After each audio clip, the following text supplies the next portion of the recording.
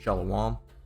First and foremost, I want to give all praise, honor, and glory to the Most High, Yahweh, Bahashem, Yahweh Shai, Bahashem HaKadosh. I want to give double honors to the elders and apostles at Great Millstone who taught me this truth to rule well. And I want to say Shalom to Akim and Akwat out there pursuing this truth diligently. Coming at you once again with another lesson. Alright, this one's titled The True Nature of the Edomites, Part 3. They are proud. Alright, and of course this is going, this is part of an ongoing series, alright, called The True Nature of the Edomites. Alright, of course abbreviated to E's because you don't want the E's getting touchy, right? They don't like that word Edomite popping up in videos. Every once in a while we can get away with it, but I said, hey, since I'm already on a strike, why risk it, right? Just play it smart. It's unfortunate, but hey, you got to do what you got to do, right? So, let me adjust the screen here. So, the true nature of the Edomites, Part 3. They are proud, and the Edomites are very, very proud people, man. They are a very proud people. Now, let's start off with the definition of proud, okay? Let's see what it means. And it's not the first one, all right? We'll read the first one regardless, just to show you that that's not what it is. Proud. Okay? Proud. Okay, it's an adjective. The first definition: feeling deep pleasure or satisfaction as a result of one's own achievements, qualities, or possessions, or those of someone who with whom one is closely associated. All right, and that definition isn't necessarily pride. It can be if you're not careful, but for example, you know, there's certain things that you can't be like that with, and there's certain things you can. And the truth, you can't feel, you know, the deep pleasure of your own achievement. All right, that would be pride. You know, we all know it's through Yahweh Bashem Yahweh Shai, but in the same way, you might put a lesson out and be like, wow, I really like that lesson I did. All right, and you're satisfied with it, right? Not to the level of pride. Or you might be an artist, right? And you might draw something. You might be like, wow, I'm happy with that, you know, like, because that's another one. Happy about, at, with, I'm happy with that. Or a lesson, I'm pleased with that. I'm happy about that. I'm glad with, you know, that I made this. That's not necessarily pride. Now, it can be if you're not careful, okay, but that's not necessarily pride. That's what some people think pride is. That's not really what we're talking about biblically, pride, all right? Having, you know, feeling a sense of accomplishment because you did something. All right, you're proud that you got your car running and it wasn't running, or you're proud that you were able to do something. That's not necessarily the pride that we're talking about. That's actually something just completely different.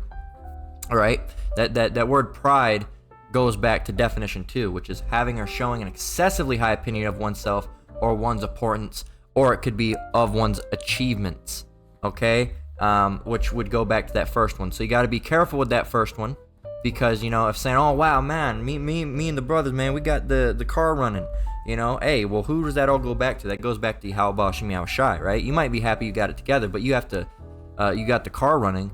But really, there's no real reason to be proud of over a situation like that, because that's all through Yahweh Bashem Yahweh Shai. Same thing with even making art, all right? It's all through Yahweh Bashem Yahweh Shai. Now, you might be happy that you did something, all right, but that has to be within reason, all right? You fixed the car. Wow, you know, we worked all day and we got it. You know, we're happy about that. You're happy with it. You're glad. You're pleased. It pleased you, right? You're happy that you were able to do that. But again, you gotta, you know, give credit where credit's due to Yahweh Bashem Yahweh Shai, and you can't let that become overly inflated.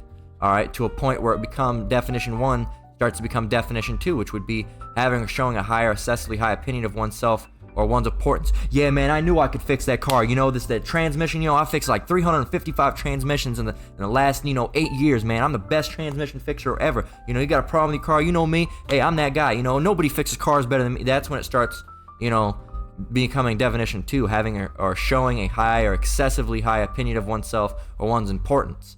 All right, you gotta step back and understand where you're at, okay? You know, you fixed the car, it was a transmission issue, you're like, man, I can't believe I fixed that, man. I was working all day on that, man. I'm so glad I got it. And then you're like, man, hey, I'll praise the Yahweh Bashem Yahweh Shai for that, because he's really the one that got this done and gave me the ability to do that.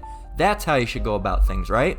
You know, you might be happy, but it's all through Yahweh Bashem Yahweh Shai. Definition 2, Yahweh Bashem Yahweh Shai is not even the picture. You're not thinking about him. You don't care about him. He's somewhere in the background. You're like, yeah, me, I did this. This is me, me. right? It's all about you. You did it. You did it. I did it. We did it. Not even we. It's just you, right? You become very proud, and it says the example is a proud, arrogant man. That goes back to that word arrogance. All right. Definition 2 would go back to arrogance. If you're happy about a situation, if you brewed an especially good cup of coffee, you could be like, wow, I can't believe I was able to do that. That was delicious. And then of course you give all praise to Yahweh Shem Shai, because it's really none of your doing. All right, in all things we give praise to Yahweh Shem Shai, in great matters and small, right? So, I believe that's actually a scripture. Let's see. In all matters, great and small. Not that one. It might be,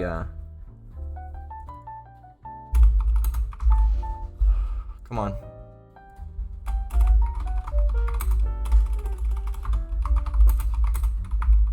Yeah, this is, I'm kind of blending two scriptures together, Slakia. This is 1 Thessalonians 5 and 18. And everything, small and great, right? Everything. And everything, that means everything, and everything give thanks, for this is the will of Yahweh and Hamashiach Yahweh Shai concerning you, all right? Yahweh Ba Shem Shai, the Father through the Son, right? And then it goes on to, it talks about not quenching the spirit, don't despise the prophecies. All right, and it says, prove all things, hold fast that which is good. So excellent, 1 Thessalonians 5 has excellent knowledge, okay? Verse 17, we should have got 17 before 18. 1 Thessalonians 5 and 17 says, pray without ceasing, and everything give thanks, for this is the will of Yahweh and Hamashiach Yahweh Shai concerning you. All right, we got to give praise to Yahweh Shem Shai, all right? It's not by any of our own doing, all right? It's all through Yahweh Shem Shai. So who should we give credit to? Yahweh Shem Shai. Now jumping in back on these Edomites, all right, we're just giving you general advice on pride, right? We've done lessons about pride, but this lesson's about the pride of Esau, all right? Completely different type of pride. Now, it can affect Jake's too, all right? We want to get more, all right? Just to give you that real, pack that punch right before we jump into the lesson about what is pride, all right? It says having or showing a conscious of one's own dignity, becoming arrogant, right? Arrogant, conceited, vain. Let's get some of these words. Arrogant. Having or revealing an exaggerated sense of one's own importance or ability. And exaggerated, what does exaggerated mean? Exaggerated. Regarding or represented as larger, better, or worse than in reality. So it's better than in reality. Thinking you're better than you really are, right? Thinking you're better than you really are. Having an exaggerated sense of one's own importance or abilities, and that's Esau to the T, man. They're arrogant. They think they're better than they really are. Don't you know you're on the bottom of the list, man? You're at the bottom. All right. Even the heathen, all the other heathens are. Let's do a. I can just open paint. I can just open paint once it loads. I never remember paint taking this long to load. I probably typed it too fast and the computer's shitting itself. All right, so check it out. What's the new version of Paint? Okay, so here's Israel. Well, here, the Most High is up here, right? Then you got, the Most High and His Son, right?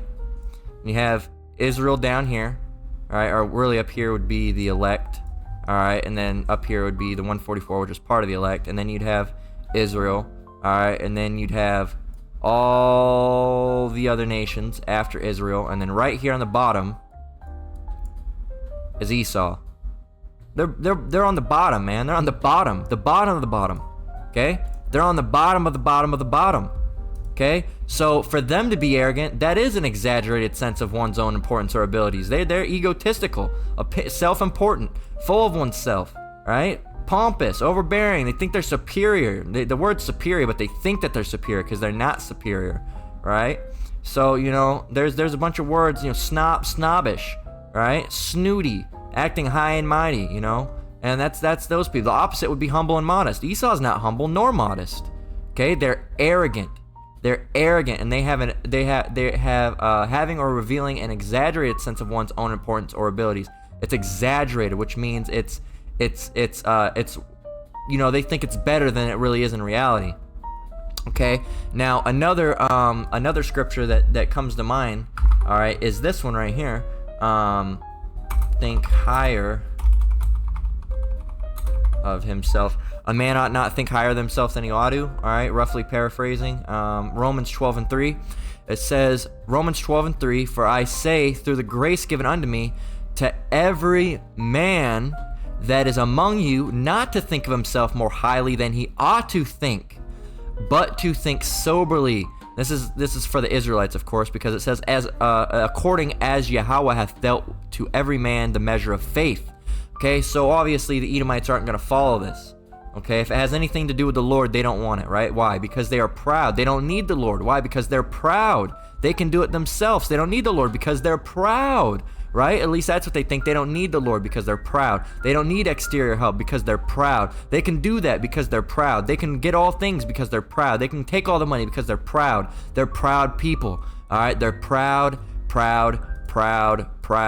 people. The true nature of the Edomites, part 3, they are proud.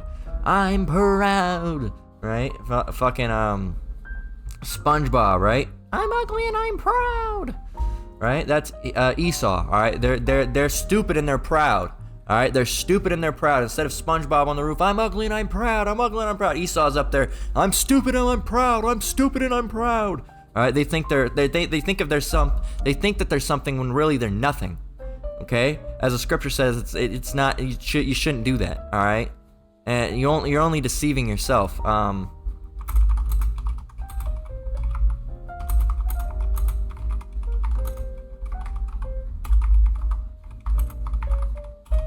Here, let's get that. Galatians 6:3. For if a man think himself to be something when he is nothing, he deceiveth himself, and that's Esau, man. That's Esau, and really it goes back into 4, but let every man prove his own work, and then he shall have rejoicing in himself alone and not in another. All right, and this goes back into good, it goes into good advice for the brothers. And in verse 6 it says, let him that is taught in the word communicate unto him that teacheth in all good things. So, but this can be used for Esau too, in the matter of fact that he's a man that thinks himself to be something when he's nothing. Right? And it says it basically says don't do that, man. All right? Don't do that. I mean, you can tell this is speaking to Israel because it says in verse 2 it says bear ye one another's burdens and so fulfill the law of Hamashiach. And that doesn't mean, pay someone's bills and now you're good. You fulfilled the law. That's not what it's talking about. All right? But you should help. Okay? So, but we're not going to get all into that at the time being. Verse 3 is really the point which we're dealing with today, because that's a good example of Esau. For if a man think of himself to be something when he is nothing, he deceiveth himself. Esau's on the bottom. They're definitely not anything, all right? But he thinks that he's something. He thinks that he's the best warlord, that he's the best, this, the best that, the best inventor, the best this, the best that. Well, all the things that you think you're the best at, you've stolen, all right? You've stolen. And Esau, it really pisses Esau off when Jake does anything better than them. That's why they got to lie. That's, but they can't really with sports because Jake always dominates sports. All right? Jake always dominates sports. You let him do bobsledding, they're going to dominate bobsledding. Let him do basketball, they're going to dominate basketball. You let him do football, they're going to dominate football. I mean, look at like if you brothers have ever watched Remember the Titans, man. Ever since they started letting so-called black people into football, now look at it. Who are all the greatest players? All right, now they try to say something. Tony Romo and Peyton Manning and who else? If you look up greatest football players, they'll try to put the whitest people, right? Not the greatest, but the greatest football players of all time. All right, now let's see. Yeah, look, Pele. Well, that's football. That's soccer. American. That's what we should do. NFL. Peyton Manning, all these guys, every once in a while you'll have a Hispanic person. It looks like more Jake's getting in there, but at one point in time, Aaron Rodgers, that's who he transferred to the Jets. We talked about it the other day. Which all these guys, and now, Patrick Mahomes, I'll agree with that. That's my team though, Kansas City Chiefs, that's where it's at. So I'll agree with that. I'll agree with that. And I don't know what Mahomes is. He could end up being a terror. Now his mom's white and his dad's black, so-called black, right? So-called white, right? So, but who knows? He could go back to being A tear. You can't necessarily say that, but I think he might be a Jake. He's a little strange. That's what makes me think he might be a tear. But his arm, dude. I don't know. You know. So who knows? And that's probably why he's got, that runs in the family. He's the son of former Major League Baseball pitcher Matt Mahomes. So he's probably got that arm. That arm.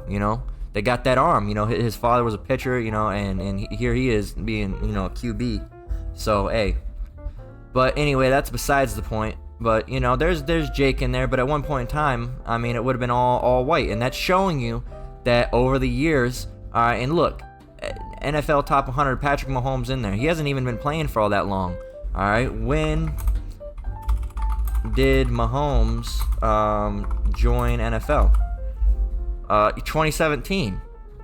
Before that, he was in the Texas Tech. All right, so he was college in 2014. So in a matter of, what is that? I'm bad at math. We already talked about this the other day. 9 years. In a matter of 9 years, this guy is already one of the greatest football players of all time. He's took the Chiefs, to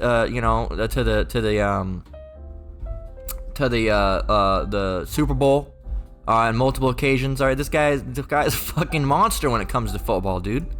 All right, so he could just be a Jake. All right, if when you just show up out of nowhere, bam, and you start just like boom, boom, boom. Look, in 2020 signed a 10-year contract worth $477 million. Okay, the third largest known contract in sporting history. This guy is fucking crazy, man.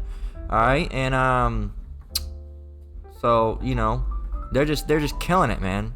They whooped the Cardinals' asses the other day. I didn't watch it, but I don't really watch football that much. I kind of just keep up with it from word, from ear, and gently root for the team, right? I don't really keep up with it too much. I'm not, super into football as most people would be, but I still got my team, I like playing the Madden every once in a while. It's been a while, but every once in a while, I'm not the biggest football fan, I'll admit it, but I still got my team, right? But when you see things like that, Jake dominating everything, all right? And they don't like that though. All right, they like to think that they're better than they really are. That's why but back in the day, that would have been all white people. But now, Jake dominates in everything, all right? And they don't like that. So why? Because it gets in the way of their pride. All right, how can you be you think you're the best, and you keep on having this other race of people, all right, as you would call them, this other nation of people, all right, that keep on fucking just drowning you out, man. Every time you try to do something that looks cool, here it is, this brown skin guy comes over and makes you look like a piece of shit. You go and build a house, this brown guy makes a house better than you. You go over and you join football, this brown guy has a better throwing arm than you. All right, he's a better receiver than you, right? He's better, whatever than you. All right, you go and here you are, you're an awesome baseball player, right? You think, and then you got Jake over here, fucking home run every time he hits, whack, just right out of the fucking park, bam, home run. All right, just fucking going crazy, and that's getting in the way of your pride, because how can you be prideful when someone repeatedly keeps on besting you, man? Over and over and over and over and over and over and over and over and over and over and over again. These people you're only deceiving yourself. You think you're better when you're really not. And that's these Edomites, man. They think they're better when everything leads to no, they're not. Okay? They can't cook as better. They can't clean as better. They can't play sports as better. They can't play music as better. They can't design clothes as better. They can't do nothing better than Jake. These Edomites cannot do anything better than Jake, but they're proud and they think that they can. All right, so and really what they do is to make themselves seem better than Jake. What they'll do is they'll steal inventions or buy out inventions. All right, they'll steal the. Oh, we made the light bulb. Tommy Edison made the light bulb. No, he didn't. All right, that was made by a Jake, and you can prove that. Well, we made a lot of things. Oh, well, did you make did you make AC? Did you make the fridge? Did you start the ambulance? Did you start modern plumbing? Did you start the engine? Did you start any of these things? No, you didn't. What have you done other than kill and murder and rob? Nothing. You haven't done anything, but you're proud for no reason. Psalms 52:1, all the way down through 7. It says, to the chief musician Mashal, a psalm of David, when Doeg the Edomite came and told Saul and said unto him, David is come to the house of Ahimelech. That's not Amalek. Ahimelech. Why boastest thou thyself in mischief, O mighty man? The goodness of Yahweh endureth continually. Thy tongue deviseth mischief. This is speaking of Esau. Thy tongue deviseth mischiefs like a sharp razor working deceitfully. Thou lovest evil more than good, and lying rather than to speak righteousness, Selah. And what was the lesson we did the other day? We did he loves to kill. Wasn't the other one he loves to lie? Yeah, he loves to lie, and really that could have been in there. Psalms 52 and 3. All right, thou lovest evil more than good, and lying rather than to speak righteousness, Selah. That could have been in there. Okay, in stopping point before we get to verse 4. We'll get verse 4. It says, "Thou lovest all devouring words, O thou deceitful tongue." So getting getting episode 1. All right, part 1, they love to kill. Part 2, they love to lie. Part 3, they're proud. And then you're reading these things that they like to devise mischief. They like to work deceit. They love evil more than good. They like to do you see? Is it starting to paint a picture of who these devils really are? All right, and there's another one. That's another one I should do. Lord one, I remember. Slakia. Lord one, I remember. Another one we should do is through the Spirit should be damn. I just lost it. What was it? The true nature of the Edomites part, whatever. They never change. That might be the one that we have to close out with, man. I don't know. Like I said, I don't know how long this series is gonna last. I'm probably gonna take an intermission tomorrow, if the Spirit's on me, because I have something I want to do for a spiritual stroll. Right, strolling in a spirit, however I called it. Right, So. We'll have to go over there and check. See, we'll just have to roll through the Spirit to see if we want to do it. Either tomorrow or the next day. Sometime during Sabbath, right? So that's when I like doing spiritual strolls.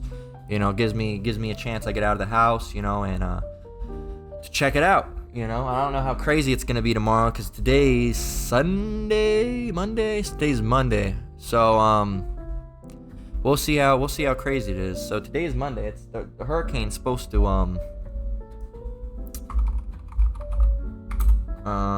what's Hillary?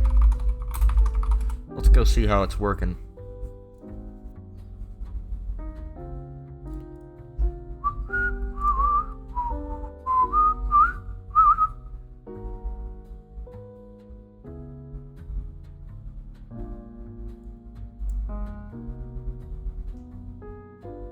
It looks like it's mostly out of here. It was pretty crazy last night, so that was probably the point. I don't know where it's supposed to be at.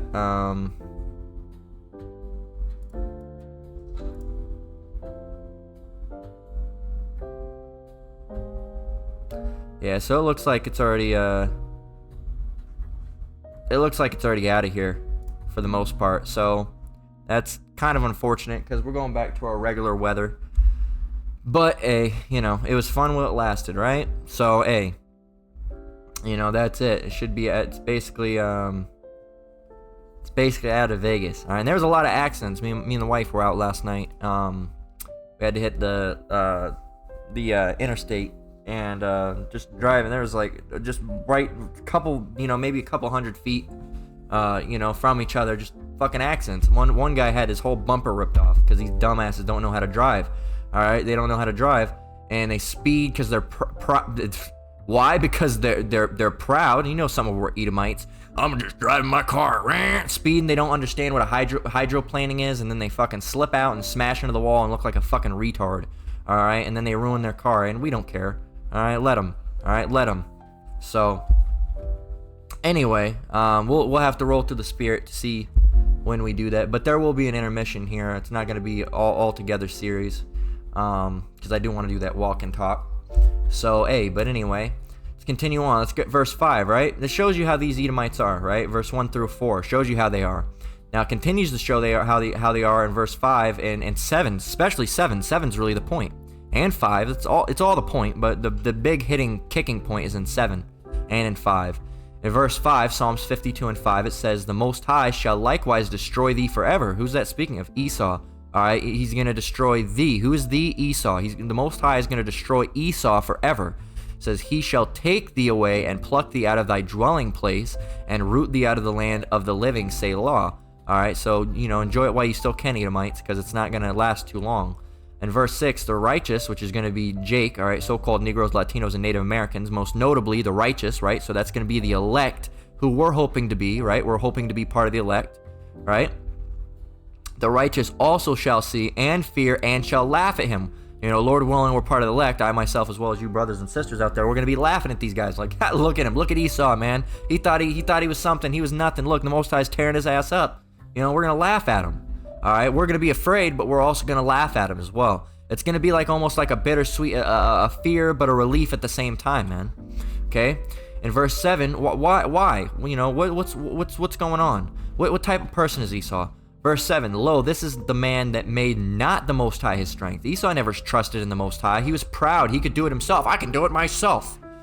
Said, this is the man that made not the Most High his strength, but trusted in the abundance of his riches." He can do it through money, right? "And strengthened himself in his wickedness." Through wickedness and through riches, he can do it himself. He doesn't need the Most High, right? Doesn't need the Lord. He can do it himself, right? He doesn't need the Most High to help him with food. He can just steal it from all the other nations, right? He doesn't need the Most High to help him with clothing or materials. He can just steal it from the other nations, right? That's how Esau thinks, all right? And it's hard for us to think like that because we're not the Edomites, okay? We're not the Edomites. Now, that guy, I tell you, that Jake at my work, that sometimes he's the only guy at my work that I talk a little bit of truth with.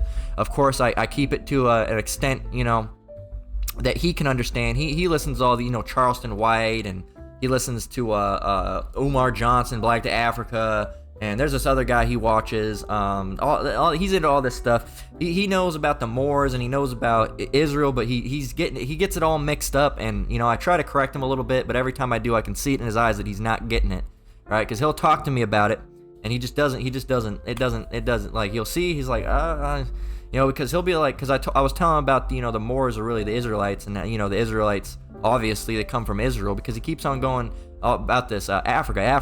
I say, and while there were Israelites in Africa, they're not from Africa. All right, and then he talked about they came on a boat, and so he's got stuff, but it's not. He's watching all these people, and it's fucking his mind up. But anyway, I bring this up because we were talking, because he brought up, he's like, why do these these devils, these elites, all right, these Europeans.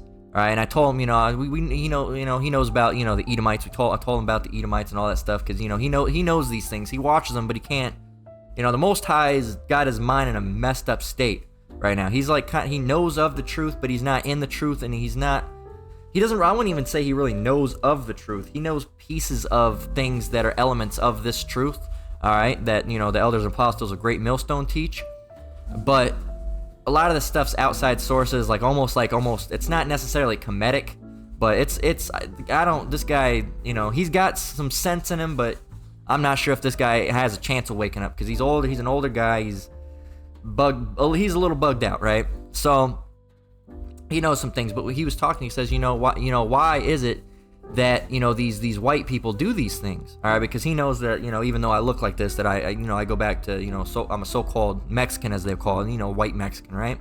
So, that's worldly, I would be called, right? But, the correct tribe would be Issachar, but I actually believe I go back to Judah, all right? So, through the Spirit. But he was talking and saying, why do these Europeans do these things? Why do they do this and do that, and what's their end goal, or why do they do these things? And I told him, I said, well, look, we're not them, so we can't think like them, all right? And he understand that. He got that. He was like, yeah, that makes sense. And they're like, we're not them. We don't think like they do.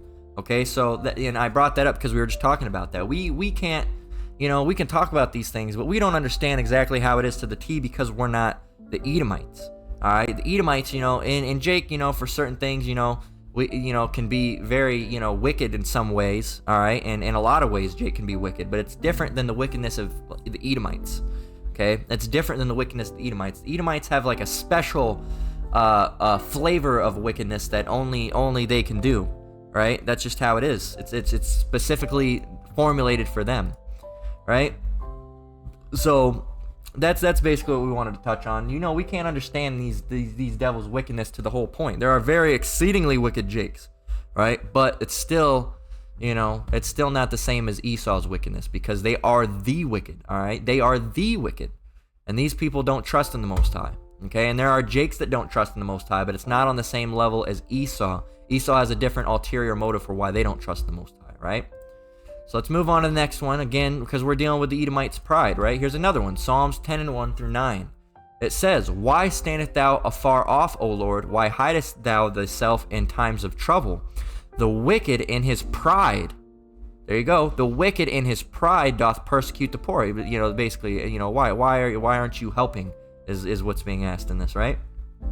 It says, and the Lord does help, all right, he does. It says, "Why standest thou afar off, O Lord? Why hidest thyself in times of trouble?" Because those things have to go about, all right? That's the Lord that's orchestrating those things at the end of the day. It says, "The wicked in his pride doth persecute the poor. Let them be taken in the devices that they have imagined. For the wicked boasteth of his heart's desire, and blesseth the covetous, whom the Lord abhorreth." Abhor means to hate something. "The wicked, through the pride," there it is again, "the wicked, through the pride of his countenance, will not seek after the Most High. The Most High is not in all his thoughts. His ways are always grievous. Thy judgments are far above out of his sight. As for all his enemies, he puffeth at them. He hath said in his heart, I shall not be moved, for I shall never be in adversity." And adversity means trouble. I'll never be in trouble. I'll never go through any hardships. That goes back to pride, right? "His mouth is full of cursing and deceit and fraud. Under his tongue is mischief and vanity. He sitteth in the lurking places of the villages, and in the secret places doth he murder the innocent. His eyes are privately set against the poor. He lieth in wait secretly as a lion in his den. He lieth in wait to catch the poor. He doth catch the poor when he draweth him into his net." And there's a lot of stumbling blocks and traps out there, right? So let's get more, all right? Because we got to, we talked a bit and explained some things. Now we just got to hit the scriptures proving that these people are proud. And these are all dealing with the Edomites. All dealing with the Edomites. Habakkuk 2:5. Here's another one showing you the nature of Esau.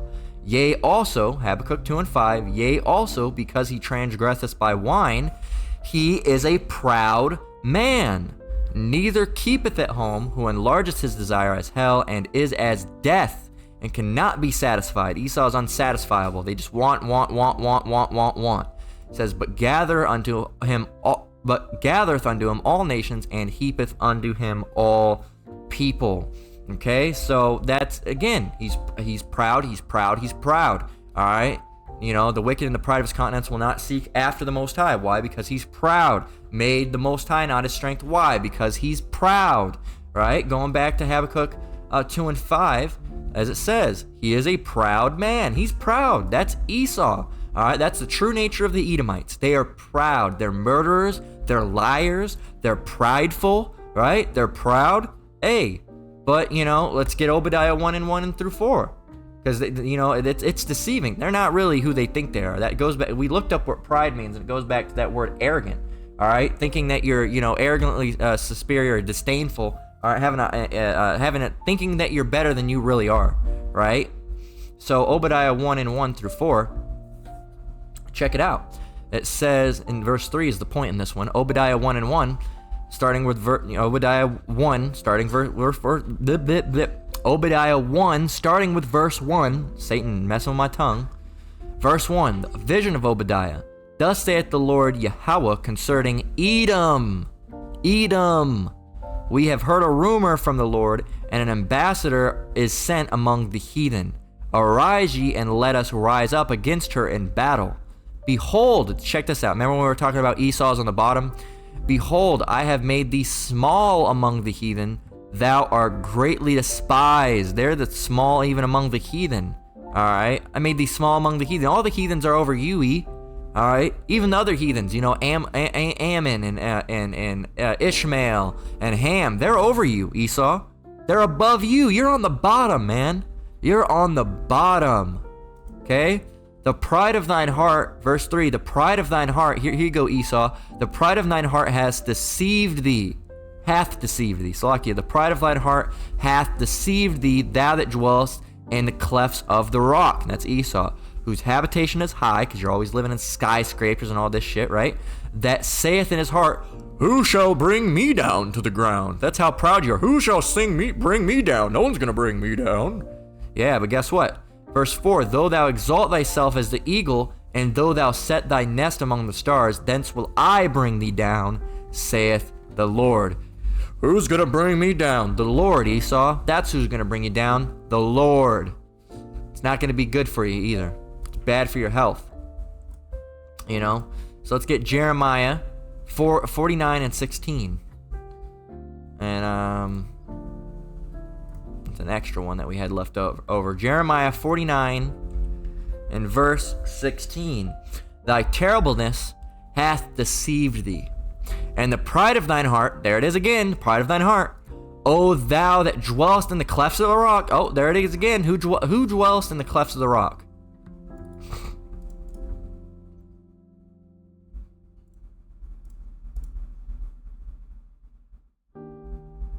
Speaking of Esau, look.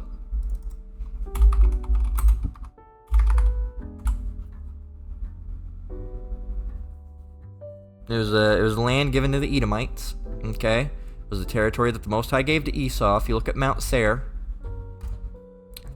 dwell in the clefts of the rock. That is the clefts of the rock. That is Edom.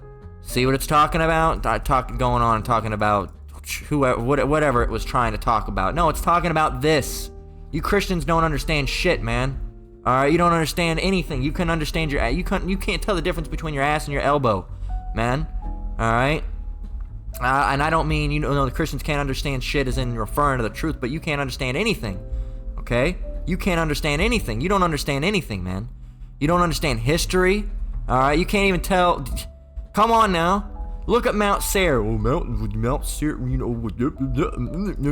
Mount Seir was a place that was given to the Edomites. All right, that's the clefts of the rock. That's the clefts of the rock. Do you see it? See the clefts of the rock? Do you see where they dwell? They dwell in the clefts of the rock. Do you see that? Do you see how they're dwelling there? Do you see how it was a place where the Edomites lived, in the clefts of the rocks, where they were living? In the clefts, right? Where? Of the rocks, right? They were dwelling where? The Edomites, where? In the clefts of the rock? Come on, get with it.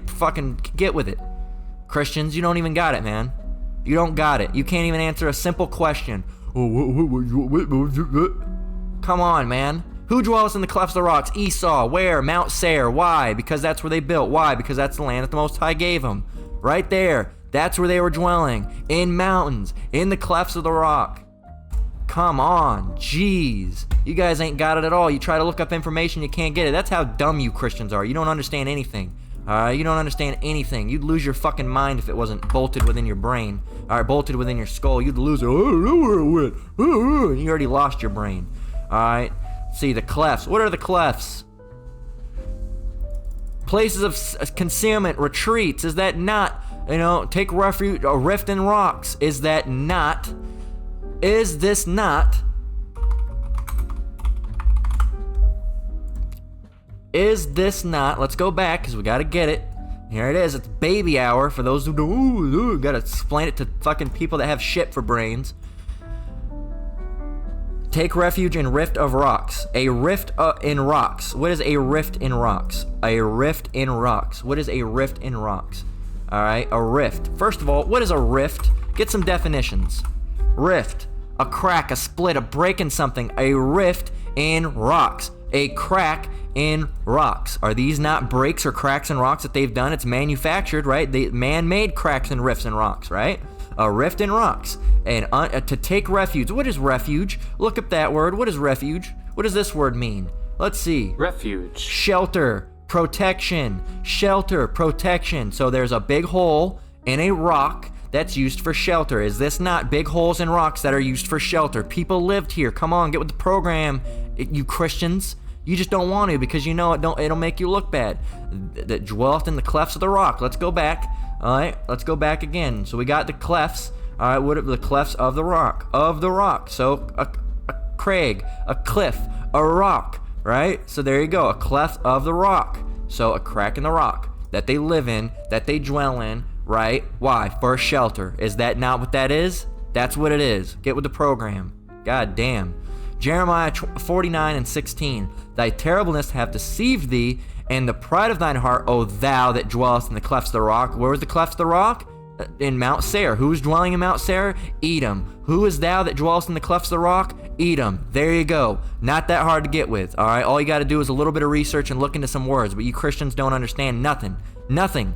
O thou that dwellest in clefts of the rock, that holdest the height of the hill, though thou should make thy nest as high as the eagle, I will bring thee down from thence, saith the Lord. All right, continuing on with the scripture that we got earlier in Obadiah 1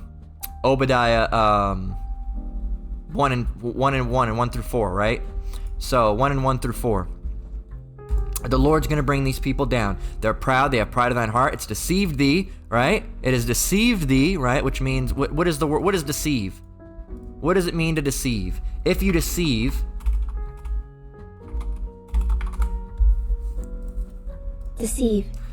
Deceive of a and this is why, the elders and apostles at Great Millstone, tell you to look up definitions, because you people don't understand fucking anything. You don't understand words. All right, you don't understand history. You don't understand landscapes. You don't understand places. You don't understand, what the word crag and cliffs are and cleft of the rock. You don't understand any of these things. You don't understand anything. And you damn sure don't understand a holy book such as the Bible and the things that are written within. If you can't understand basic fucking, geography, all right, of this is there, this is that. If you can't understand those things, then how... You can't understand that this land was once this land. You can't understand that you don't understand anything. What do you understand?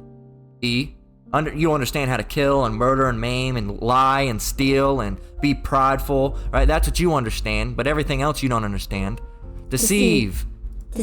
It says of a person to cause someone to believe something that is not true, typically in order to gain some personal advantage.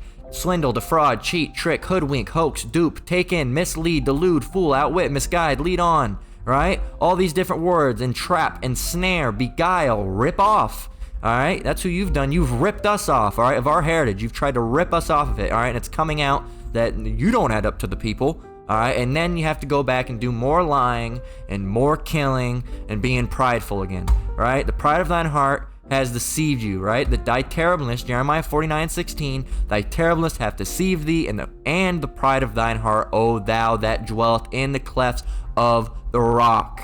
There you go. Who's the person dwelling in the clefts of the rock?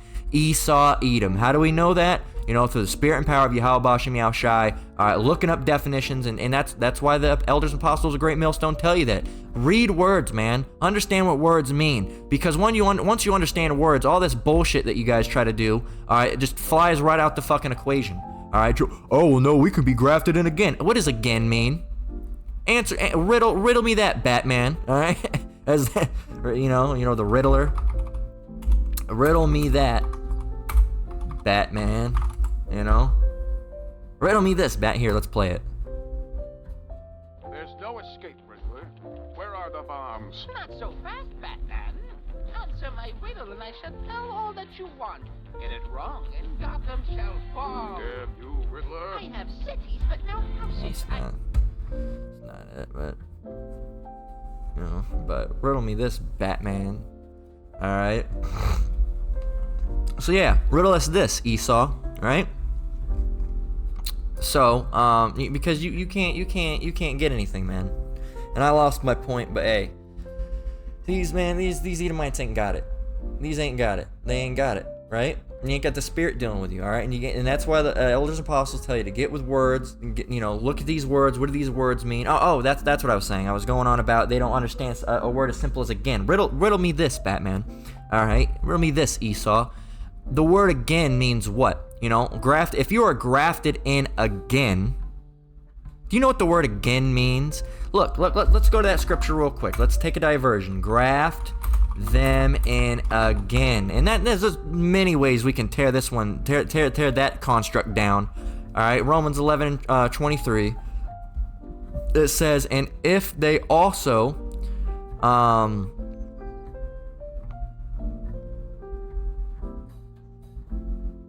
we'll just get 23 and 24. It says, and they also, if they abide not still in unbelief, shall be grafted in, for the Most High is able to graft them in again For if thou were cut out of the olive tree, which is wild by nature, and you were never part of the wild tree at all, so you couldn't be put back in, you were never a part of it. If you were cut out of it, it's like you. If you were cut out of it, right, you could be grafted back in. If you were cut out of that olive tree, you were not part of that olive tree, you were not cut out of it, so you cannot be grafted back in.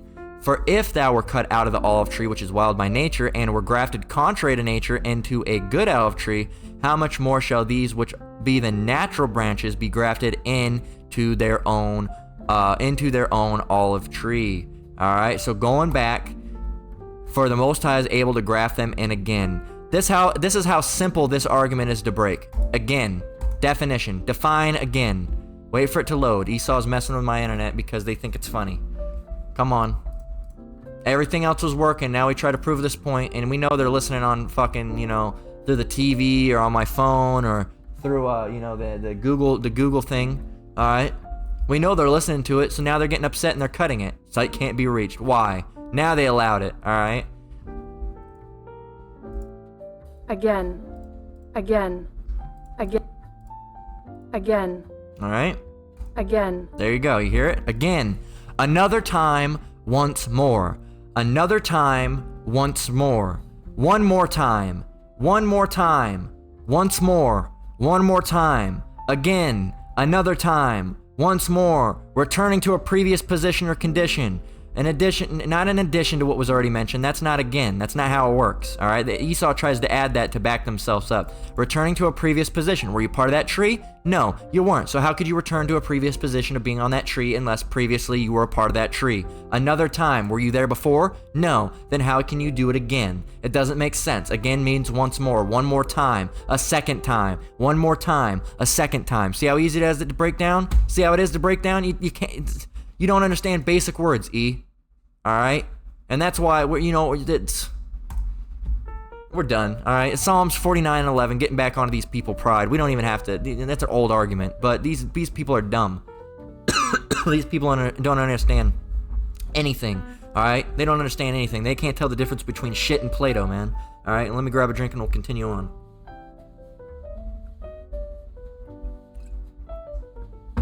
All right, Psalms 49:11.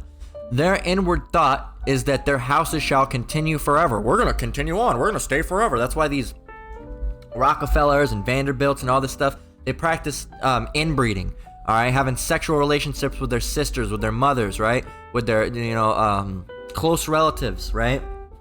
Keeping it in the family, right? And they do that. Why? Because they understand, they think that their house is going to dwell forever. And one of the ways that they do that is they want that money to be generational.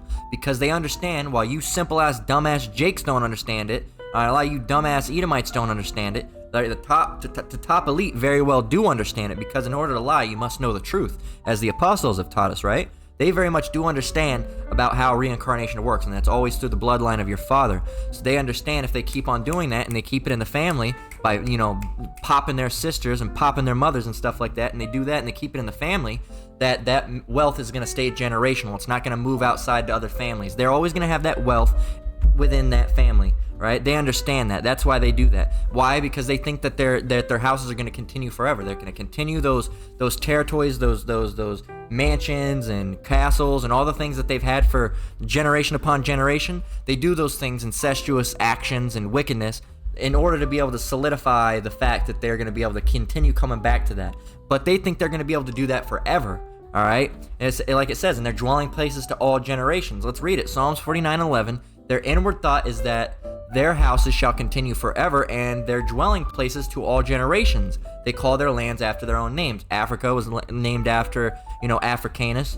All right, John Africanus. All right. Leo Africanus. Leo. All right, Leo Africanus or John Leo Africanus. Right, that's who Africa was named after. All right, and then you have Amerigo Vespucci. All right, America was named after. Right, from whose name? America. And look, it's a white guy. If you go back to who John Africanus was, look what color he was. All right, he was a so-called white guy. All right, so there you go. Boom, boom, boom. Bam, bam, bam. All right. So there you go. They, and their dwelling place is all generations. They think it's going to be generational. They keep that generational wealth. They keep that generational property, right? And they think as long as they keep it within the family by popping their sisters and their mothers or however they're doing it, that it's going to keep on coming back and they're going to be fine. They're going to continue to have it and have it and have it and have it and have it. Like it says, their inward thought is that their houses shall continue forever. They don't ever think there's going to be a stop to it. Just like the other one said, the other scripture we had said, I shall never be in adversity. Okay, they don't think anything's ever going to befall them that's terrible. They think they're going to continue to keep doing this. They're going to put that chip in people. They're going to get more control, and they're going to, turn it into a fucking dystopia, which it's already a dystopia. All right, look up that word. There's some homework word, all right, for you. Dystopia. So we're going to get the last one, all right, Isaiah 14:12 through 22, and then we're going to close out, because these people are so prideful. They think that they're literally going to be God or like God, all right, the Most High, whose real name is Yahweh, right? They literally think they're going to be like him, the Father and Son, actually, Yahweh Bashim Yahushai. Okay, they think they're going to be, not only do they think they're going to be like him, they think that they're going to be better than him and have more control. Now, if that ain't fucking pride, then I don't know what is. You think you're going to be better than the creator of the world? That is some pride. That is going back to the title of the lesson, the true nature of the Edomites, part 3. They are proud. They're proud people, man. They think they're going to be better than the Lord. How can you think you're going to be better than the person who created everything? That's some pride. Bear with me. All right, so it says, Isaiah 14:12, we're going to go all the way down to 22. It says, how art thou fallen from heaven, O Lucifer, again, another word for Esau Edom, son of the morning? How art thou cut down to the ground, which did weaken the nations? For thou hast said in thine heart, I will ascend into heaven.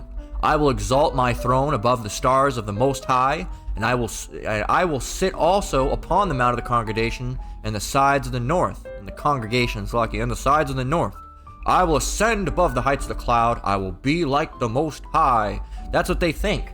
They think they're going to go up and just be like the Most High. And they actually think they're going to be better than the Most High because they're that prideful. But what's actually going to happen? That's what they think because they're pride. He's a proud man, right? He transgresseth by wine. He's a proud man. What's actually going to happen? Verse 15. Yet thou shalt be brought down to hell, which means destruction, to the sides of the pit. Oh, so that's not anything like you thought was going to happen, Esau. Oh, that's not good for you. It's great for us, though, because the Most High is going to mess you up. Our Savior is going to mess you up. It says, they that see thee shall narrowly look upon thee. Everybody seeing you is going to narrowly look upon, shall narrowly look upon thee, and consider thee. They're going to look at you, saying, is this the man that made the earth to tremble, that did shake kingdoms, that made the world as a wilderness, and destroyed the cities thereof, that opened not the house of his prisoners? They're going to say, this is the guy? Really? Look at him. He looks pathetic. This is the guy? He managed to do all that? Really? Wow. When you see the true nature of how pathetic and how much of a fucking baby this person is, and that's why they're like little children, man, these Edomites. That's why they throw these fits. Except they're like babies with guns, right? Because they can go and kill when they don't get their way. Okay? Verse 18, it says, all the kings of the nations, even all of them, lie in glory, every one in his own house. But thou art cast out Here, you want to know what branch you came from? Not a branch that fell off the olive tree. Here's what you are. But thou art cast out thy grave like an abominable branch. You're an abominable branch, right? As the raiment of those that are slain, thrust through with a sword, that go down to the stones of the pit, as a carcass trodden under feet. Thou shalt not be joined with them in burial, because thou hast destroyed thy land and slain thy people. The seed of evildoers shall never be renowned. All right? So the seed of evildoers, that whole lineage, that whole heritage, that bloodline of evildoers shall never be renowned. What does it mean to be renowned? Get the definition, get the words. Renowned. Known or talked about by many people, famous, celebrated, famed, all right, acclaimed. No one's gonna fucking talk about you, all right? You're never gonna be, proclaimed. Oh, Esau. Nope. No one's gonna give a shit about you. All right, that's it. The only thing we're going to give a shit about concerning you is if you are you picking our fields right once you're in captivity, right? Because we're going to be ruling over you, right? That's how it's going to happen, right? Those who lead in captivity shall go into captivity, right?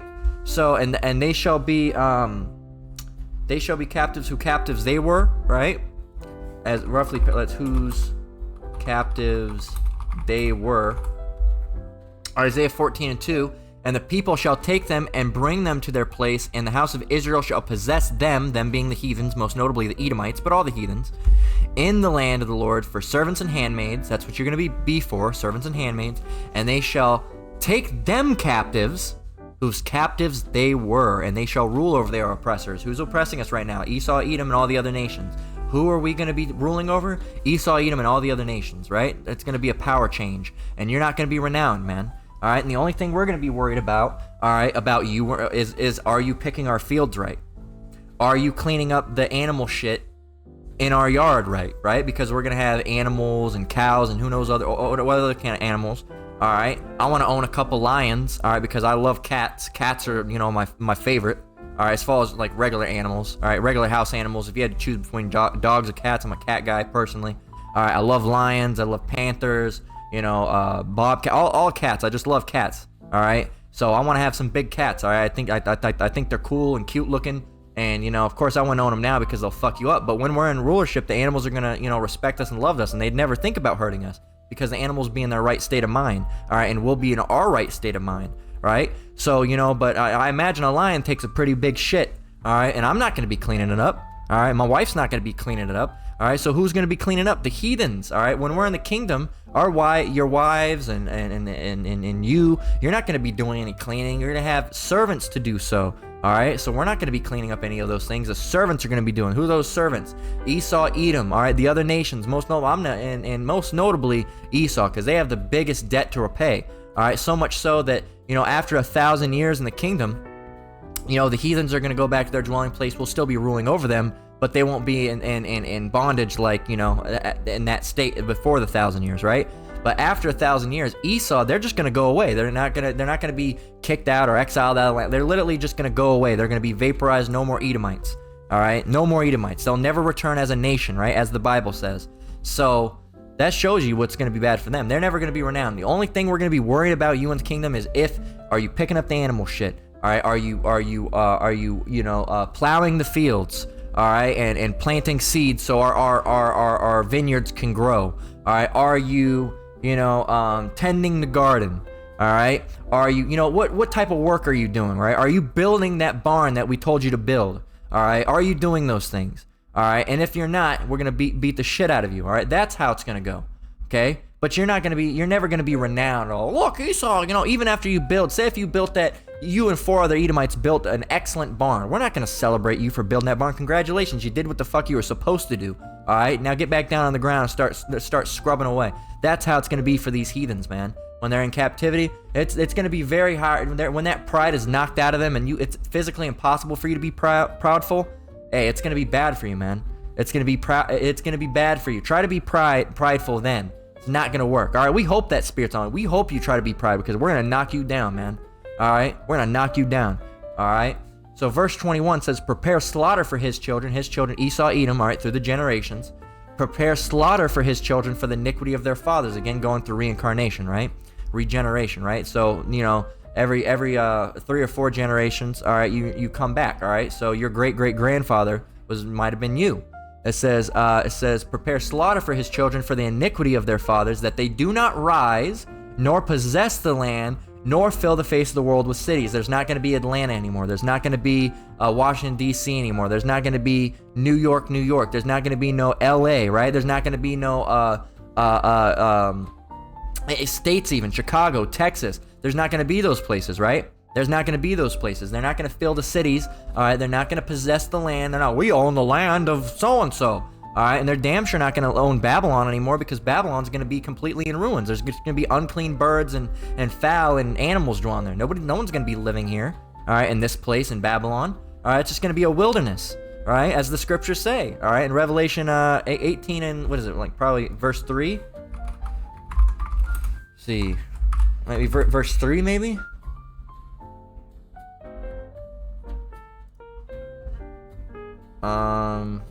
No, I overshot it. Verse 2, Slakia. Verse 2. I thought it was after this point, but no. Revelation 18 and 2. We could prove all things, right? And he cried mightily with a strong voice, and this is where my YouTube name come from, because I love this scripture, because this is talking about when Babylon gets destroyed. Revelation 18 and 2. And he cried mightily with a strong. Let's just start from 1. And after these things, Revelation 18:1, and after these things I saw another angel come down from heaven having great power, and the earth was lightened with his glory. And he cried mightily with a strong voice, saying, Babylon the Great is fallen, and is become the habitation of devils, and the hold, which would be the place, and the hold of every foul spirit, and a cage of every unclean and hateful bird. Right? That's what's going to be dwelling in Babylon. Okay? Nobody. You're not going to build up Atlanta again, right? And closing off, let's start from 21 again. It says, prepare slaughter for his children for the iniquity of their fathers, that they do not rise, nor possess the land, nor fill the face of the world with cities. For I will rise up against them, saith the Lord of hosts, and cut off from Babylon the name, and remnant, and son, and nephew, saith the Lord. You're not going to be in rulership. All your pride's going to be gone. You're going to be in captivity. It's not going to be good for you. It's going to be bad. That's it. All right, but